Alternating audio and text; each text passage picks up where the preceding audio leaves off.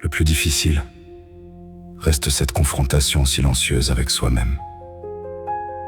Ce moment où l'on accepte de se regarder sans détour face à ce reflet qui ne ment pas.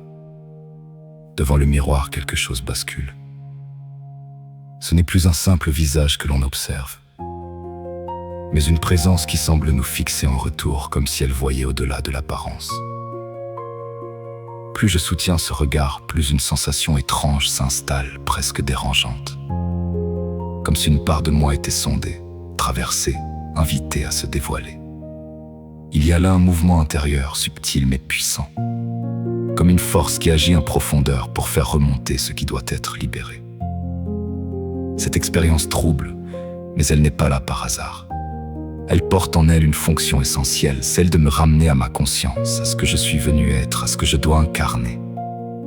Quelque chose cherche à s'aligner, à retrouver un sens, à réorienter mon présent pour construire un futur en accord avec cette vérité intérieure faite d'amour et de vie.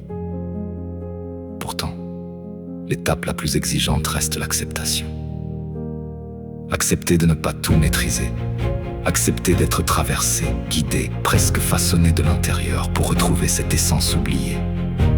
Et peu à peu, une compréhension s'impose. Lorsque je me regarde dans ce miroir, ce n'est pas moi qui transforme ce reflet, c'est lui qui vient à ma rencontre. Comme si cette image était une autre part de moi, située ailleurs, dans une dimension plus vaste. Venue provoquer une prise de conscience, ouvrir une brèche, libérer ce qui appartient au passé. Ce face-à-face devient alors un passage, une reconnexion, un rappel profond de ce que je suis, au-delà de ce que je crois être.